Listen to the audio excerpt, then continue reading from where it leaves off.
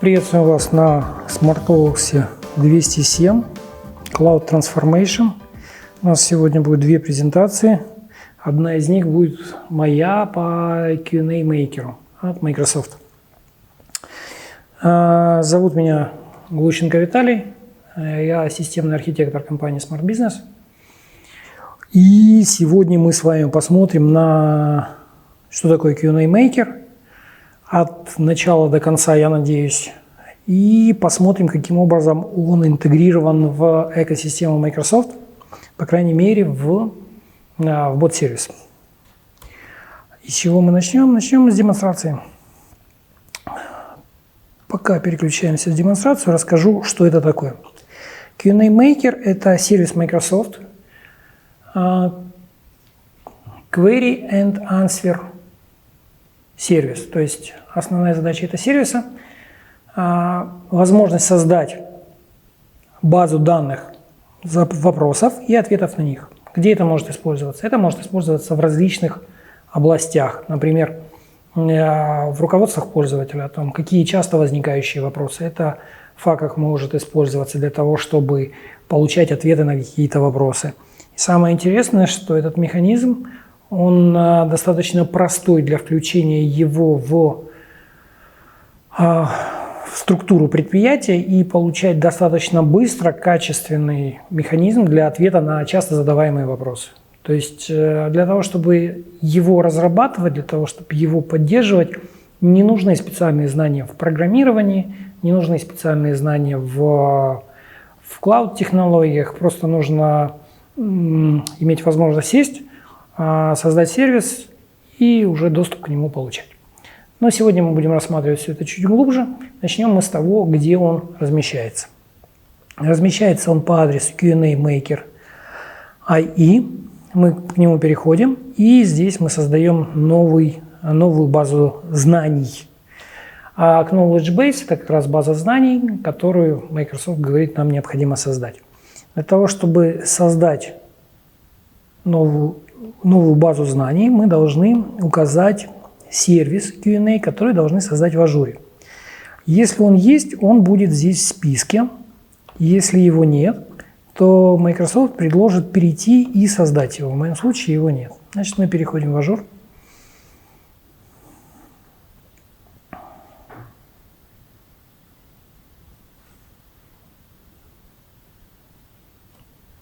И, собственно говоря, создаем.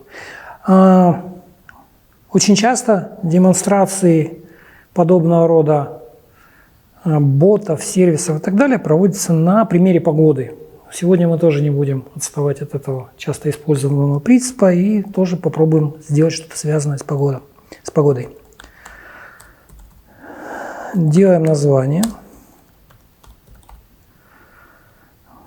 Ну, нам здесь подсвечивает погода Q&A. Выбираем подписку. Дальше, смотрите, у нас есть два варианта. Первый вариант с понятием, сколько чего стоит, мы столкнемся здесь 3 раза. Первый раз на этой страничке мы говорим о том, какую тип Q&A мы хотим использовать. Для девелопмента достаточно бесплатно. Бесплатная подписка включает в себя возможность сохранения определенного количества документов, определенной скорости записи в этих документов и, собственно говоря, в минуту и позволяет хранить не очень большое количество документов. Например, в бесплатной подписке нет возможности прикрепить какие-то документы. Поэтому для демонстрации мы будем использовать стандартную подписку, которая стоит порядка $10 в месяц на неограниченное количество документов. Да, ресурсная группа. Мы создаем новую ресурсную группу, которую назовем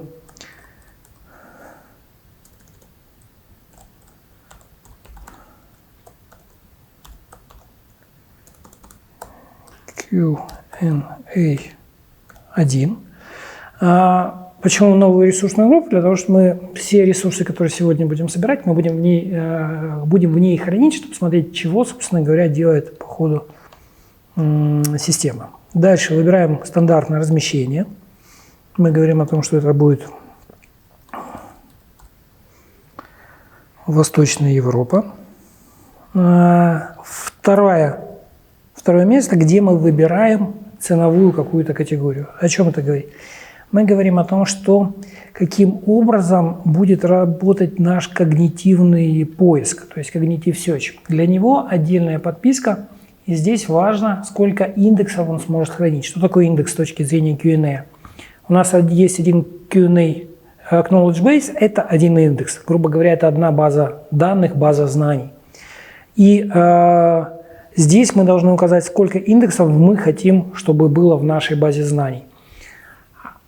Надо понимать, что количество эффективных индексов, тех индексов, которые мы сможем использовать, будет -1 по сравнению с тем, что мы выберем. Например, если мы выберем 15, то мы сможем создать 14 knowledge base. Почему? Потому что одна knowledge base идет, собственно говоря, на тестирование и обслуживание вот этого всего. Поэтому, когда мы говорим о том, что нам нужна подписка, предположим, на 3 индекса, мы знаем, что мы сможем использовать только 2 эффективных knowledge base.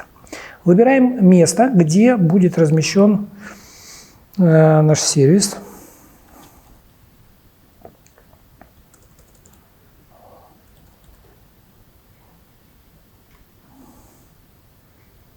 Как называется наше приложение. Да. Где будет размещен сам сайт.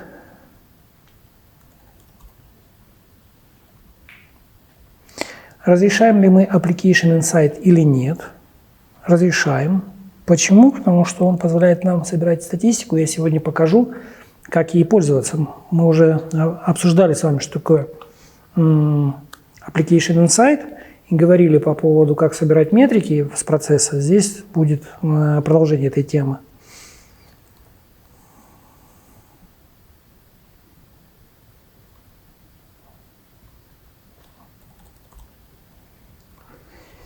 Да, все заполнили, отлично, нажали «Создать». Здесь нужно подождать небольшой промежуток времени, пока Azure сервис создаст Cognitive Search, он создаст к нему группу, соответственно, в ней Cognitive Search создаст application для того, чтобы отвечать на вопросы, и создаст саму базу знаний, в которой мы будем вносить наши знания. Пока они создаются, мы можем поговорить приблизительно о том, каким образом это все работает. Смотрите, получается, у нас есть пары, вопросы и ответы. И когда мы задаем вопрос какой-то, грубо говоря, ищем в базе знаний, мы говорим о том, что мы хотим найти вот что-то похожее. Q&A смотрит в базе вопросов, похоже ли это на то, что мы ищем, и пытается выдать нам ответ, который наилучшим образом отвечает нашему запросу. При этом нужно понимать, что Microsoft... Замечательно. Наш сервис уже создался. Делаем refresh. Возвращаемся на Q&A Maker. Надо понимать, что Microsoft не единственная компания, которая предоставляет сервис Q&A. Q&A также предоставляет компания Google, но надо понимать, что у Google на текущий момент две вещи. Первое, Q&A находится в бета-версии, и второе, он не поддерживает русского языка. Второе, Q&A предоставляет такой продукт, как BotPress. Он работает замечательно, все хорошо. Другое дело, что он не так тесно интегрирован с Microsoft Bot Framework. У него свой Bot Framework, но, тем не менее, он имеет право на жизнь. Вот, наш сервис обновился. Выбираем о том, что Subscription. Мы говорим этот Subscription. Выбираем сервис, который мы с вами создали.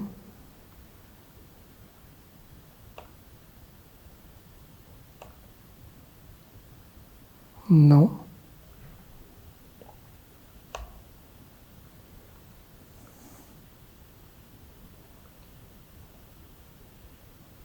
Так, где у нас ресурсная группа?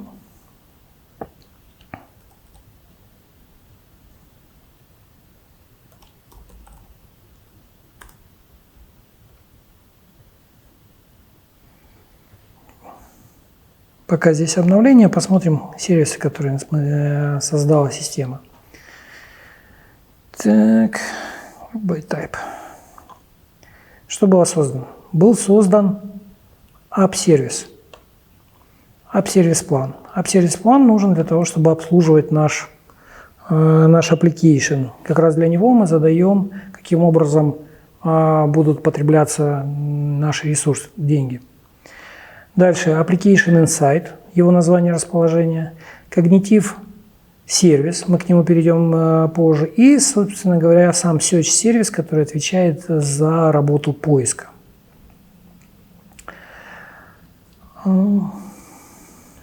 Пробуем еще раз. Subscription. Weather сервис недоступен по какой-то причине, но это не важно. Мы здесь выбираем Q&A сервис, выбираем язык. И здесь очень внимательно и важно. Мы когда создали Azure Q&A сервис, мы к нему выбираем язык. В нашем случае это украинский либо русский язык. Тот язык, который мы выберем первый раз, он сохранится, и дальше, если в этом сервисе мы захотим создать другую knowledge base, язык поменять мы не сможем. Просто на это нужно обратить внимание. Соответственно, если мы здесь выберем русский язык, то дальше язык поменять мы не сможем. Вводим имя нашей knowledge base и дальше говорим о том, какие свойства есть. Populate your KB, то есть каким образом заполнять нашу knowledge base. Разрешать ли многофункциональное извлечение. Что это значит? Это значит, что, предположим, у нас есть какие-то, с точки зрения, давайте рассмотрим какой-то документ, ответы на вопросы. У нас есть тема, и под темой есть несколько топиков. И мы можем сказать о том, что топик описание небесного тела Солнца и описание небесного тела. Небесного тела Луна, описание Луны и так далее. Но если мы введем небесное тело, он тогда предложит нам на выбор несколько вариантов, что предложит Луну, предложит Солнце и так далее. Вот за это отвечает вот это вот Enable Multi-Turn Extraction. Default Answer позволяет нам на понятном нам языке задать ответ по умолчанию. То есть, если knowledge base не нашел ответ внутри себя, чего он должен спросить? Дальше две замечательные вещи. Первое – это URL. Мы можем добавить ссылку на какой-то ресурс. И в конце я буду показывать демонстрацию, где шаг за шагом показано, каким образом можно добавлять URL. Дальше Add File Name позволяет нам добавить файлы и из этих файлов попробовать сделать извлечение автоматически. Что при этом произойдет? Система настроена так, что она по заголовкам первого уровня попытается вычленить информацию, описание внутри, по заголовкам второго внутри и разобьет это по темам. Она будет считать, что заголовок – это сам вопрос, а внутри информация – это ответ на этот вопрос. И заполнит нам эту базу знаний. Мы сегодня попробуем добавить несколько документов, чтобы посмотреть, как это работает на самом деле. Дальше. Для языков, для которых доступен чит-чат, это разговор такой, болтушка. То есть можно с ним поболтать, спросить, как тебя зовут, сколько тебе лет, какого цвета у тебя волосы, какие фильмы ты любишь и так далее. Есть несколько моделей поведения, которые мы можем включить в этот knowledge base, который мы создаем. Это может быть professional, friendly и так далее. Другое дело, что если мы выберем русский язык, то вот эта опция чит-чат, она недоступна для русского языка. После того, как мы ввели все параметры, мы нажимаем Create Your KB, и база данных будет создана. Давайте попробуем еще раз сделать рефреш.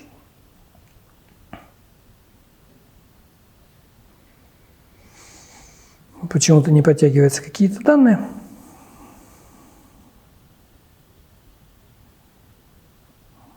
И вроде бы как бы все есть, и все равно чего-то нет. Microsoft очень активно изменяет. Например, за время того, как я готовил один проект по Knowledge Base для клиента, Microsoft внес несколько изменений. Поэтому Microsoft очень активно работает с этим сервисом, он его улучшает, но и иногда случаются какие-то накладки.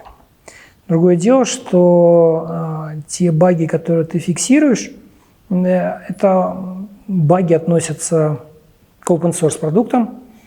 Допустим, Bot Framework, на котором построен тот же Q&A, это один из этих продуктов. Можно перейти на GitHub и зафиксировать багу.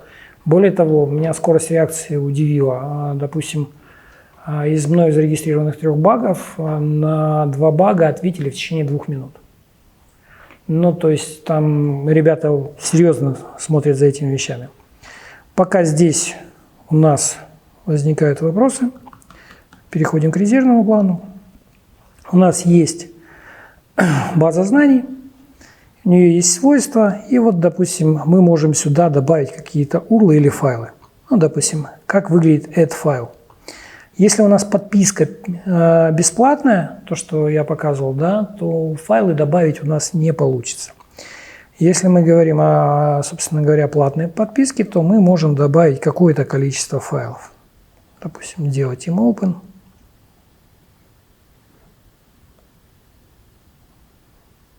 Ну, давайте попробуем по одному. Ну, значит, не судьба. Здесь на закладке Add выбираешь файл. Это может быть docx файл, причем обратите внимание, не doc файл, а docx файл. Это может быть или PDF. И тогда он сюда добавляется. Здесь видно, что есть еще один файл.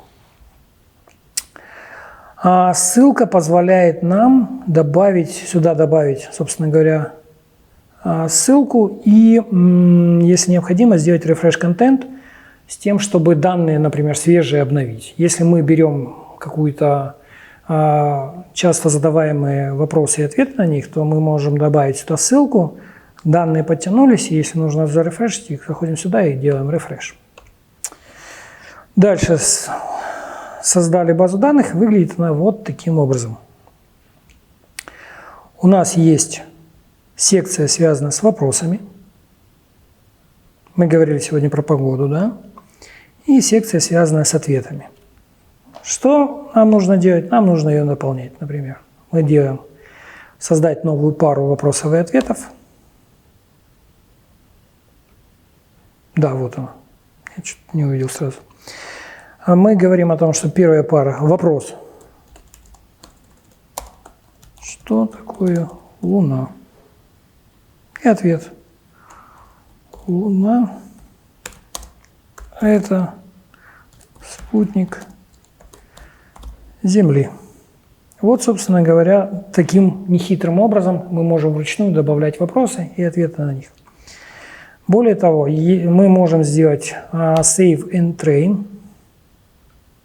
Здесь у меня пустая, после первого раза осталось, да.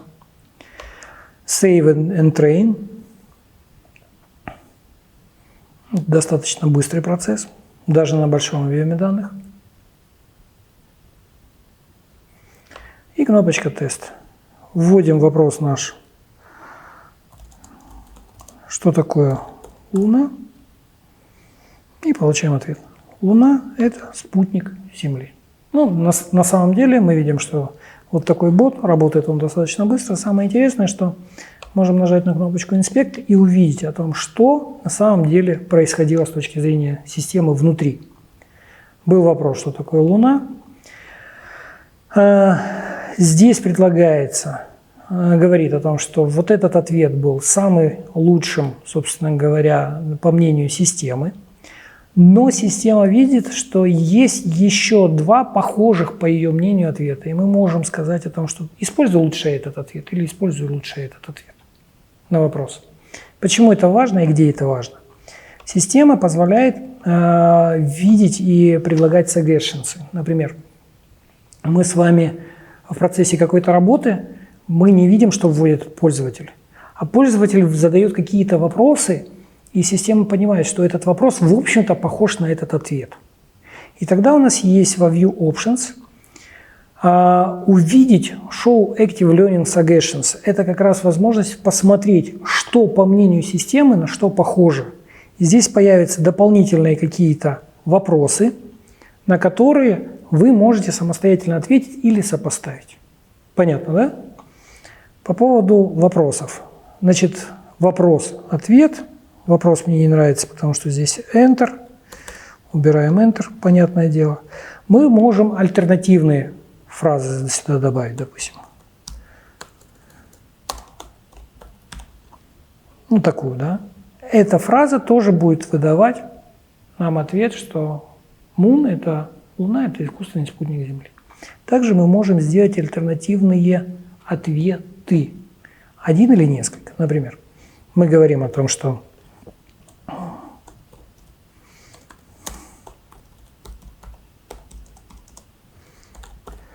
добавить ответ, и мы говорим подробно о Луне.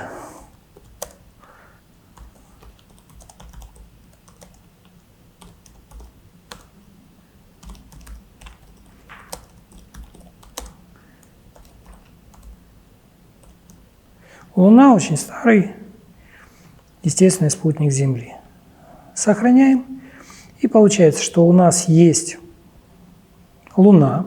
Видите, добавилось подробно о Луне. И то, что мы с вами вводили, оно перешло сюда. Подробно о Луне. Луна очень старый спутник Земли. Таким образом, мы связали Луну с подробно о Луне. Делаем Save and Train.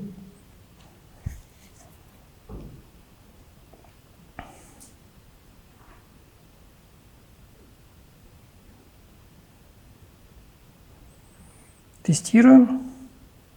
Сделаем Start-Over сначала. Не обязательно, но тем не менее. Видите, мы получили ответ. Луна – это спутник Земли. При этом мы еще получили кнопку «Подробнее о Луне». Мы можем жмакнуть на нее и получили Луна – очень старый спутник Земли. При этом мы можем задать отдельный вопрос.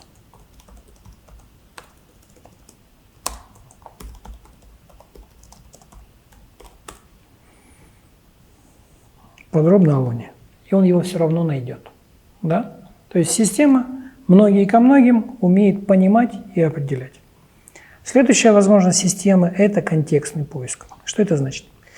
Это значит, что когда мы хотим что-то сделать, тест уберем, допустим, тот пример, который разрабатывал я о погоде. Да? Что у нас есть? У нас есть погода.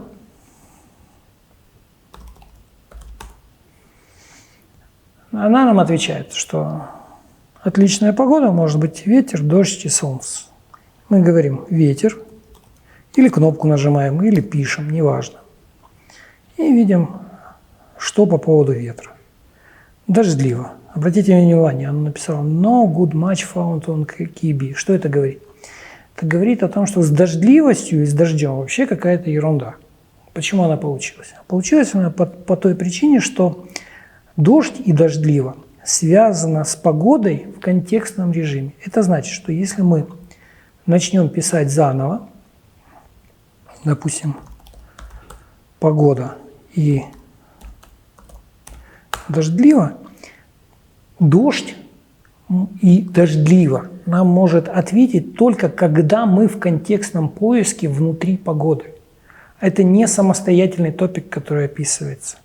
Грубо говоря, таким образом мы можем реализовать, когда у нас многоступенчатая какая-то вещь. Например, меня интересует отгрузочная накладная.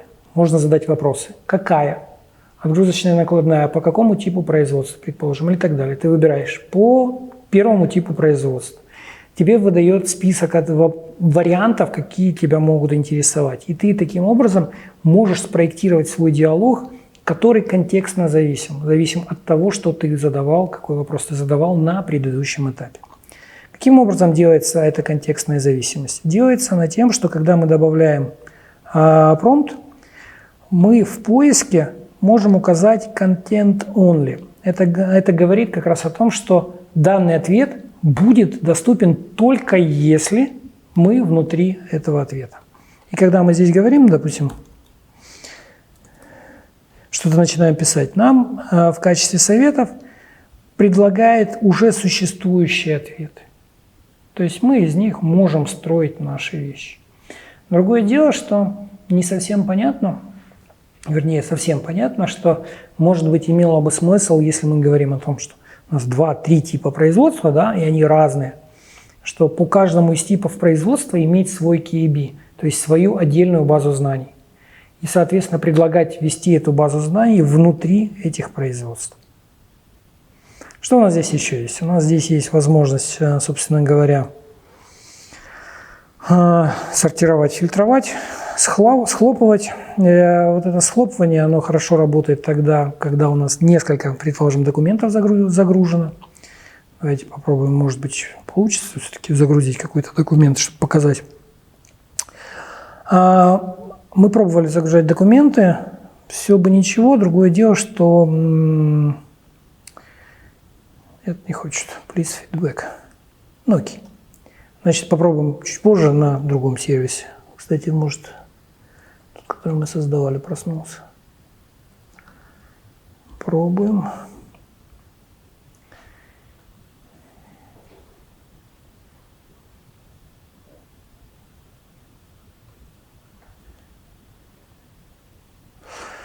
Вот. Что он делает? Да, он разбирает заголовки и содержимое внутри этих заголовок, пытается сделать связи друг между другом. Другое дело, что практика показывает короткие ответы, а это достаточно редкое явление. Если мы посмотрим на ту документацию, те демонстрации, которые проводит Microsoft, они пытаются отвечать достаточно короткими абзацами, несложно подчиненной логикой. Все очень-очень просто. Поэтому документы, которые загружают, предположим, Microsoft при демонстрации, они загружаются и вопросов по ним не возникает. Если мы посмотрим у нас, как мы пишем наши пользовательские инструкции, и это не просто слова, да, это анализ там не одного десятка документов. У нас вот такие абзацы, у нас есть маркированные списки, у нас есть картинки внутри. И система вот пытается весь этот абзац, вы же понимаете, да, заголовок номер 2, предположим, да, второго уровня. И он весь текст этот в одну ячейку ложит, и мы говорим, дай нам информацию такую-то, и он нам весь текст этот показывает. На самом деле не очень как бы работает прямая загрузка без переработки. То есть нужно понимать о том, что нет, не дает. This role, я понял, в чем дело. Смысл в чем? Потому что Microsoft в мае месяце выпустил 2 функциональности новых. Одна функциональность, связанная с тем, что он позволил включать в редактирование расширенный редактор. То есть у нас есть Rich Editor. Если мы жмакнем на него, то мы видим, да, у нас здесь есть возможность писать в маркап. Либо же от маркапа какие-то вещи, я не знаю, жирным, да? Ну или посмотрим, что, как это в маркапе. Маркап жирным – это, собственно говоря, у нас 2 звездочки по бокам. Вставлять списки, вставлять документы, вставлять разные уровни параграфов, вставлять ссылки или картинки, но при этом, естественно, уже бот поддерживает весь вывод. И Microsoft, одно из нововведений, которое он ввел, именно это. Второе нововведение, которое он ввел, это, собственно говоря, права. Он ввел 3 вида прав. Право на чтение, право на редактирование, право на пользование. Я попытаюсь сейчас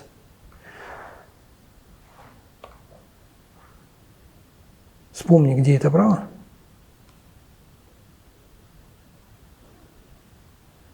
Так. Мы где?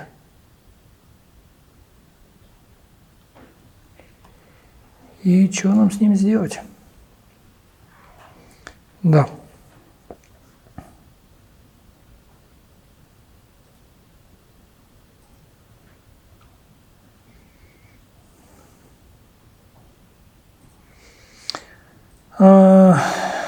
Роли, которые, собственно говоря, назначены, и на кого они назначены, мы можем здесь увидеть.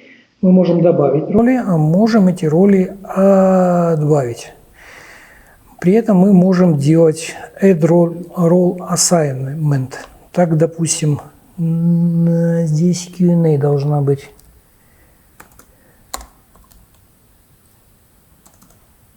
Ну,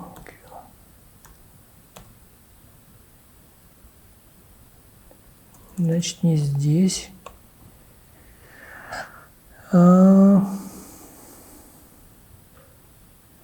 Пробовал в сервисе.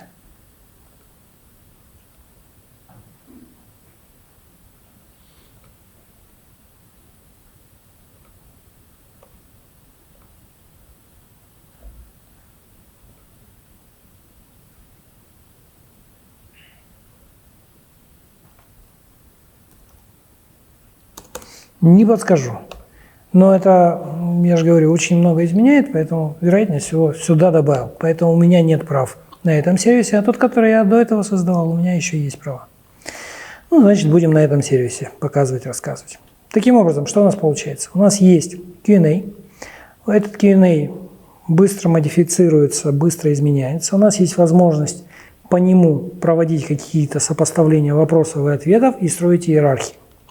После того, как мы ввели что-то или поменяли, мы должны сделать save and train.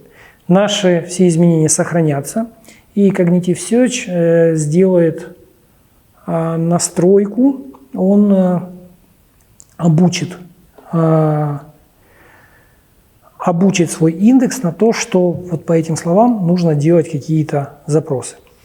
После этого мы делаем сервис Publish. Что это значит? Это значит, что мы пытаемся опубликовать эту базу знаний для внешнего доступа. То есть не то, что мы тренируемся. Таким образом, у нас получается две стадии. Первое, мы какие-то изменения взяли, приняли, внесли. После этого мы, собственно говоря, их опубликовали. Когда мы их опубликовали, у нас происходит следующая замечательная вещь. Первое. Публикация завершена. То есть наш Cognitive Search получил новую порцию измененных данных, и по нему он уже может строить индексы для поиска. Второе. У нас есть в Knowledge Base возможность задавать вопросы при помощи простых REST API операций. То есть если мы программисты, мы можем запустить Postman. Имея вот эти доступы, а именно мы должны выполнить запрос пост с этим Knowledge Base ID по этому endpoint key, и мы получим какой-то ответ. Ну, например, мы говорим о том, что у нас здесь. Да, простой запрос. В хедерах мы должны убедиться, что у нас endpoint key вот такой.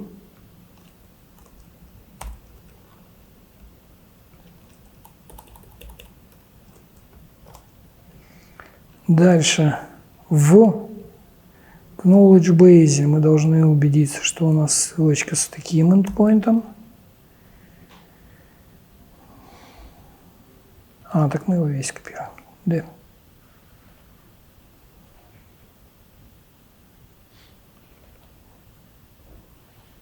Так. Первая часть.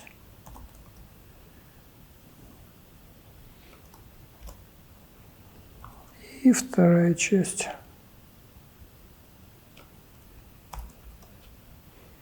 И, собственно говоря, выполнить сам запрос. Да, какой запрос? Ну, предположим, Луна.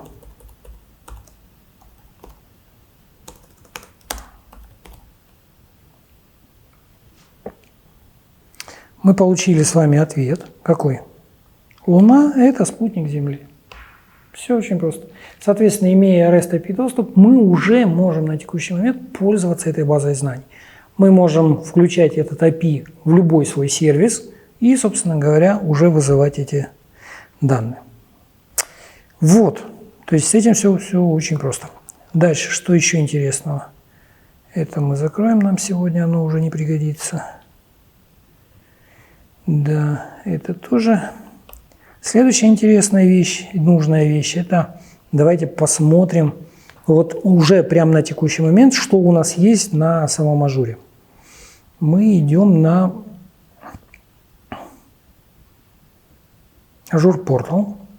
Здесь группа, которую мы с вами создавали. И здесь у нас следующие типы ресурсов. Первый тип ресурсов – это Cognitive Search. Что он нам дает, что он нам показывает? Он нам показывает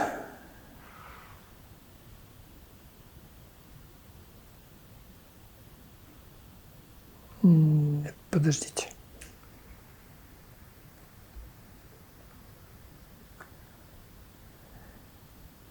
Да. Собственно говоря, это Cognitive Search наш, Search-сервис.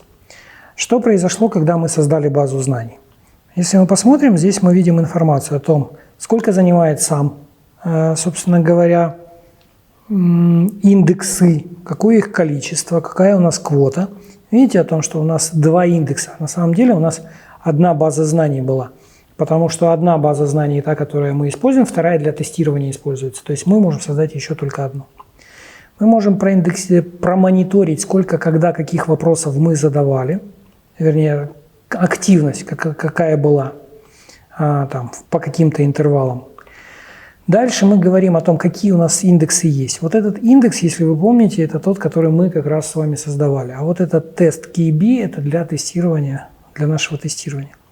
Внутри у нас система предлагает, собственно говоря, возможность самого поиска. Вы помните, мы говорили про то, что у нас есть Application Insight, о том, что у нас есть Elasticsearch. Это из этой же оперы абсолютно эти же свойства есть у данного поиска. То есть, если мы введем Луна, да, мы увидим все ответы, которые нам вернул этот индекс. То есть, по большому счету, имея вот такой линк, мы можем пользоваться базой знаний как поисковой системой. То есть не только в виде вопроса и ответа, но и как поисковой системой. При этом она нам возвращает с каким-то рейтингом наши ответы, и мы можем эти ответы там сортировать, говорить, дай нам 10 или еще чего-то. Самое интересное дальше. Мы из этого серча можем сделать application. Что это значит? Когда мы нажали Create Search App, да, нам предлагает выбрать, каким образом должен выглядеть наш search. То есть, какие поля мы будем включать. Допустим, для тайтлов мы будем говорить о том, что вопросы будут для тайтлов, а для ответов у нас будет answers. Делаем create, download, save file.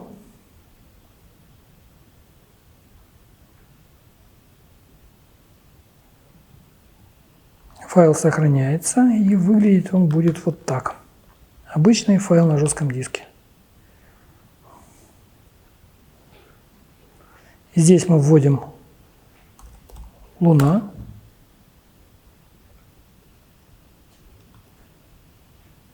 Так, или ты тут сохранился?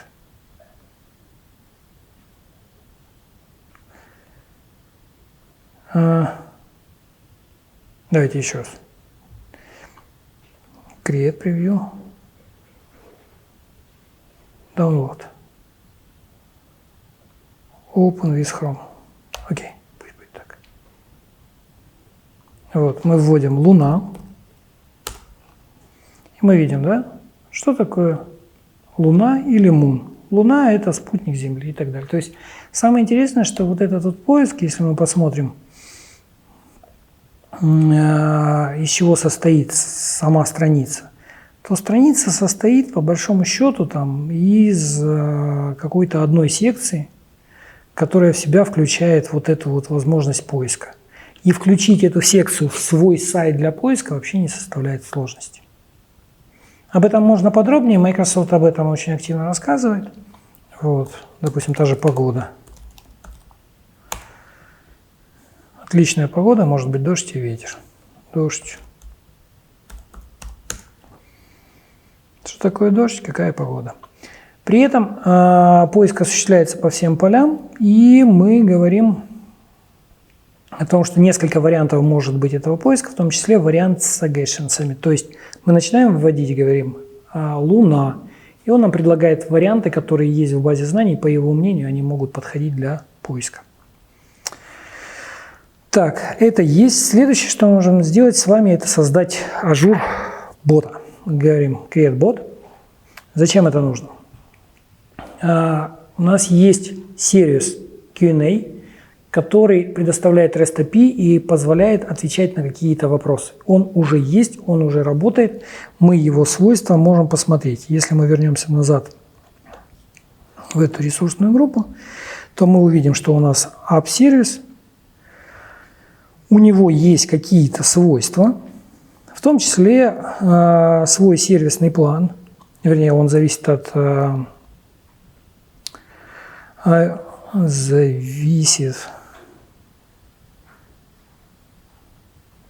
app-сервис плана. Дальше он в настройках, каким образом может работать это приложение. Это приложение может работать следующим образом. Мы можем сказать для экономии ресурсов о том, что оно не может работать не всегда, а, например, работать 30 минут, если нет активности, то засыпать. В случае тогда обращения к нему сервис проснется в течение порядка 20 секунд и начнет отвечать. В принципе, для экономии ресурсов это неплохой вариант. Следующее. Мы говорим о том, что давайте создадим бота, и мы говорим о том, что какое имя этому боту мы хотим дать, в какой подписке, в какой группе, где разместить. И это третье место, в котором мы указываем, собственно говоря, то, по какой подписке может идти создание этого бота. То есть мы говорим, это подписка платная или бесплатная. В Price Information, здесь Full Price Information, ты шмакайся.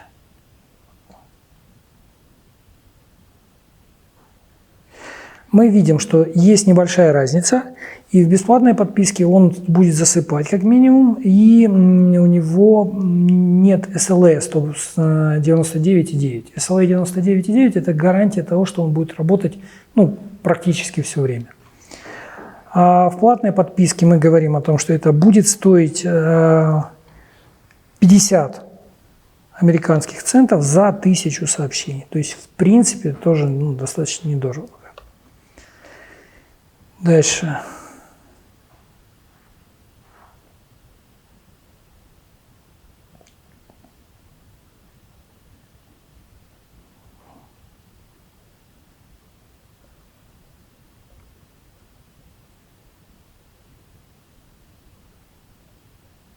Да.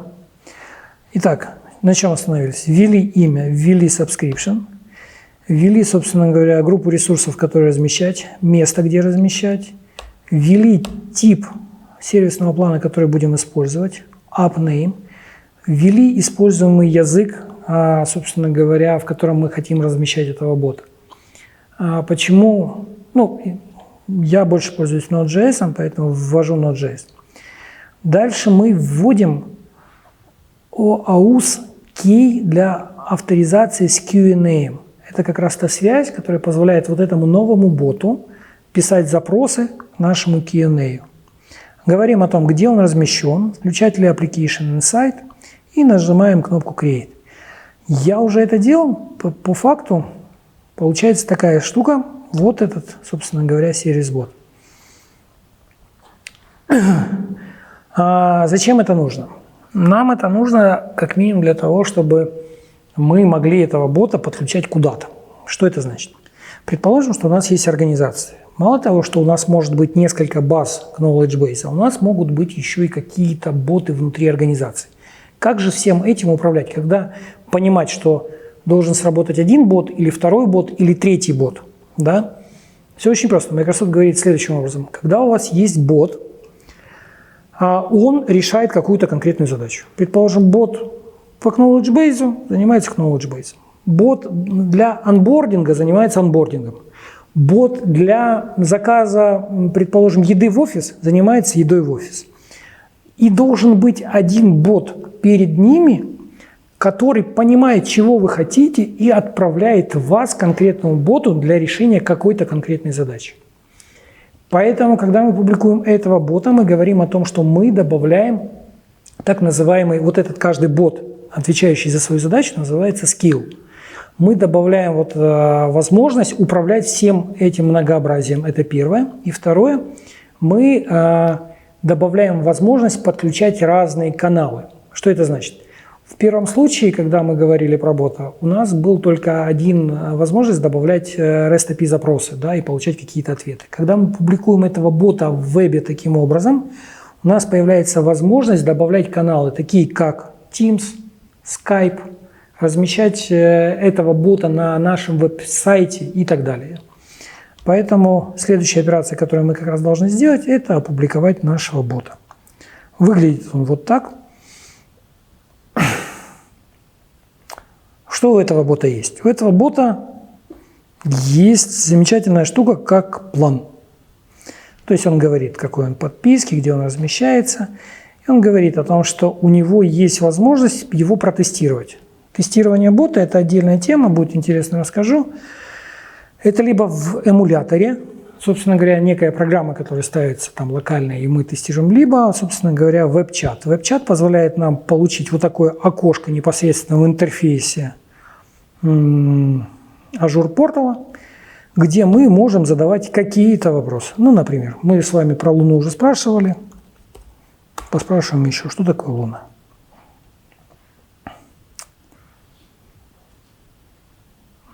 Надо подождать какое-то время. Напомню, что у нас есть разные планы. В моем случае на этой подписке, это подписка за реальные, а не виртуальные деньги, поэтому здесь я постарался сэкономить что-то. А именно бот спит, когда им не пользуешься. Вот как раз эта ситуация и была. Он понял, что к нему идет запрос, он поднялся и ответил на вопрос, что такое Луна. Или, допустим, погода. И бот отвечает, какая у нас может быть погода. Капелька. Что такое капелька? Маленькая жидкость в форме пирамидки. Вот бот. Дальше что мы можем с этим ботом делать? У нас к боту есть channels. Соответственно, channel, который идет по умолчанию, называется web-channel. У него есть issue, если они имели место быть.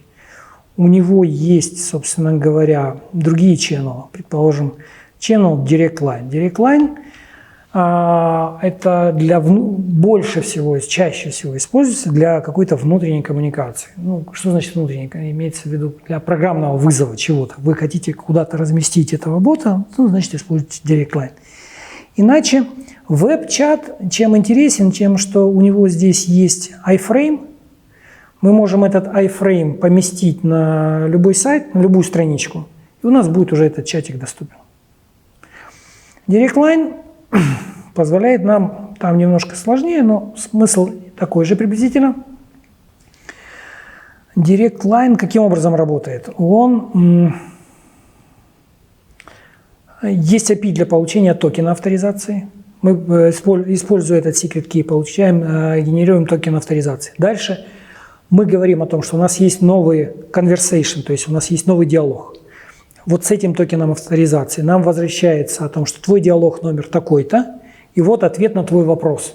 И дальше мы передаем эти параметры о том, что мой вопрос такой-то, и токен авторизации такой-то, и месседж, вернее, наша конверсация, наш разговор номер такой-то.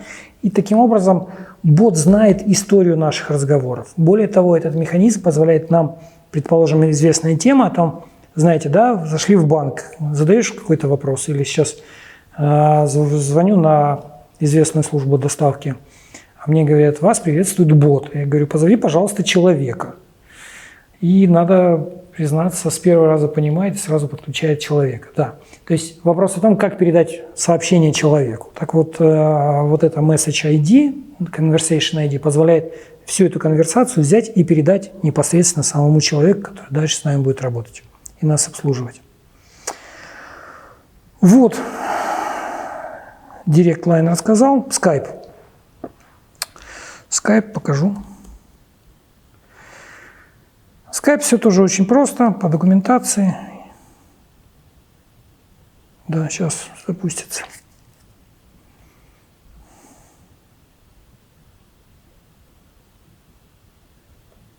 Есть какой-то скайп, вопросы, и мы задаем вопросы. Допустим, опять же, Луна, Мун.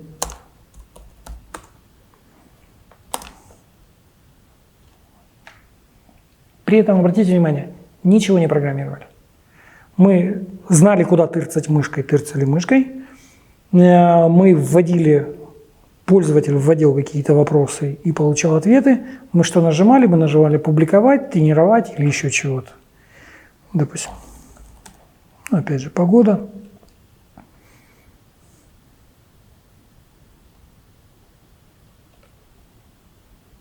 По ветру скажи нам что-нибудь. Ну и так далее. Понятно, да? На текущий момент. Плюс-минус? Супер.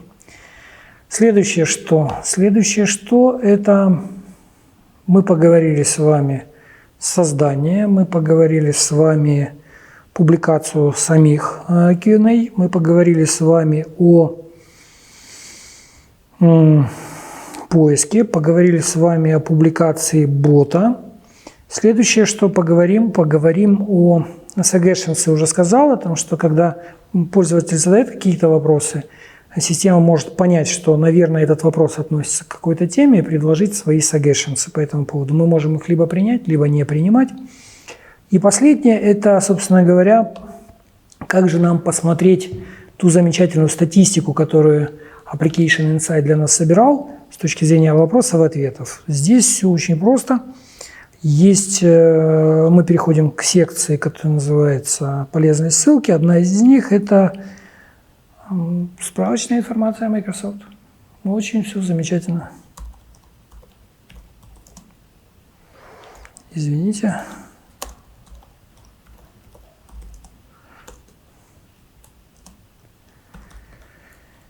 Q&A Maker. Так. Да. Docs Microsoft.com. Хорошие примеры, хорошо описано. Много слов, но эти слова, они как бы не просто так. Рассказывается и схема работы, и какие вот suggestions, как, предположим, выглядят, да. Видите, у нас есть галочки здесь. Мы можем либо принять, либо не принимать эти suggestions.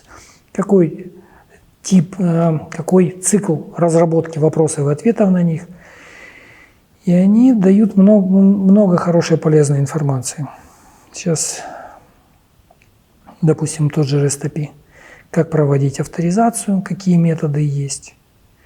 А с помощью REST API можно создавать knowledge base, можно их наполнять, можно их публиковать. Поэтому весь этот процесс можно автоматизировать еще больше, если есть желание.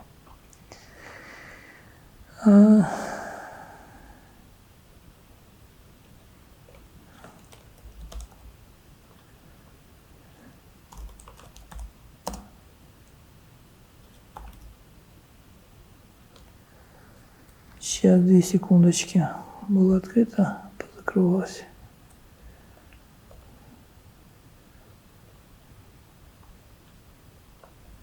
Так. Да.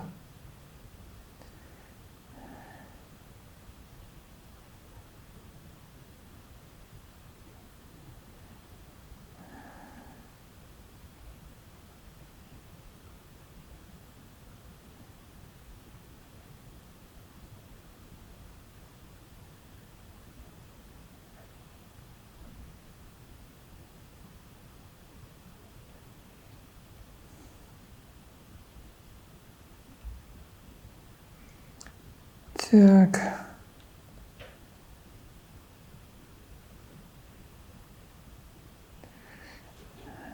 Давайте так. Q&A Maker. И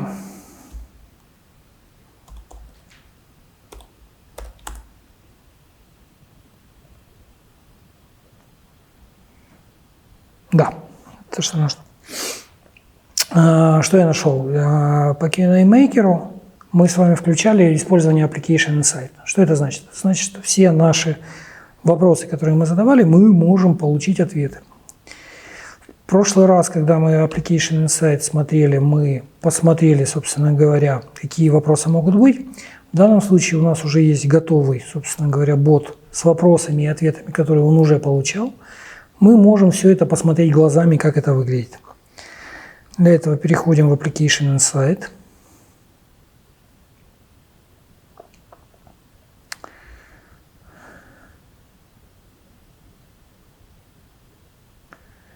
Logs.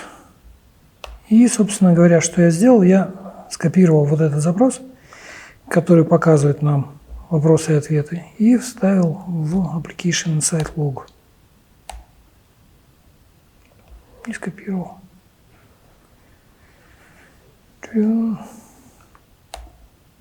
Если у нас несколько KB,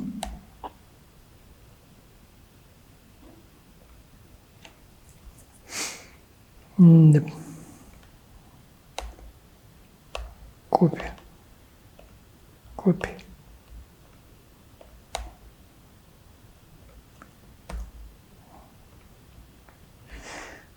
Запускаем.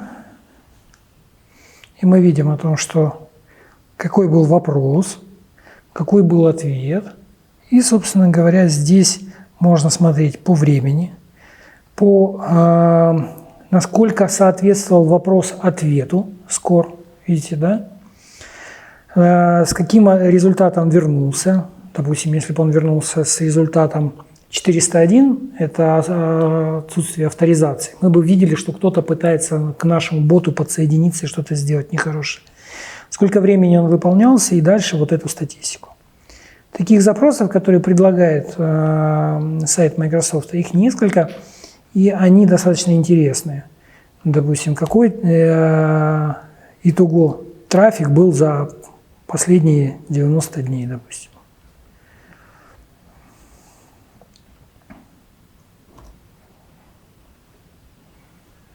И мы видим, что всего было 36 конверсаций, вопросов и ответов. Какой трафик был вообще за все время? Какой пользовательский трафик?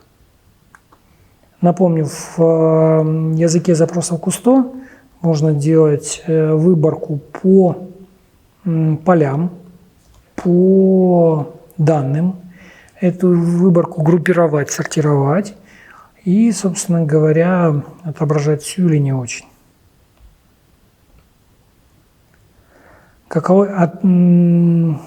Какие вопросы остались без ответов? Мы говорили с вами про Suggestions. Suggestions позволяет нам уловить, когда у нас было что-то похожее в базе данных, хотя бы там на какое-то количество процентов. Здесь какие вопросы остались без ответов вообще? Так. Мы видим, да? Дождик остался без ответа. Почему? Потому что он был в контексте. Его пытались искать, не нашли. И дождливо тоже самая история. Вот. Собственно говоря. Q&A. Следующее. Вернемся к нашей замечательной презентации. Это полезные ссылки. Полезная ссылка. Первая полезная ссылка – это документация Microsoft. Ребята, читайте. Последние изменения, которые получает Microsoft, он их публикует, работает очень активно. А ребята отвечают очень шустро на вопросы. И если есть какие-то вопросы, лучше его задать, чем, собственно говоря, не пользоваться этим сервисом. Это первое. Второе – это мы знаем про ковид. И Microsoft по этой ссылке сделал вариант использования. Каким образом можно Q&A-бот использовать и сколько времени, предположим, для построения полноценного сайта может понадобиться. Если мы, предположим, хотим создать наш knowledge base для наших сотрудников в Teams о том, что такое ковид, каким образом с ним жить или не жить, или дружить, они говорят, что, ребята, вот гайд с пошаговой инструкцией, create сервис, указали параметры. Сегодня мы с вами проходили это все шаги. Дальше мы указали name для KeyB и указали ссылку с часто задаваемыми вопросами. Вот по этой ссылке у нас есть часто задаваемые вопросы. Что такое коронавирус? Каким образом он распространяется? Что нужно сделать? Как нужно делать анализ крови и так далее. Вот замечательный полезный сайт. Чтобы включить его в свою какую-то, в свой чат-бот, ответы на вопросы и так далее, для того, чтобы обезопасить своих сотрудников, инструкция пошаговая, каким образом, чего нажимать, куда делать, и в течение часа вы получаете у себя готового бота, который готов отвечать на эти вопросы. Собственно говоря. Ну и если вопросов больше нет, на самом деле я считаю, что с Q&A мы можем закончить. Да. Спасибо за внимание. Передаю слово следующему нашему спикеру.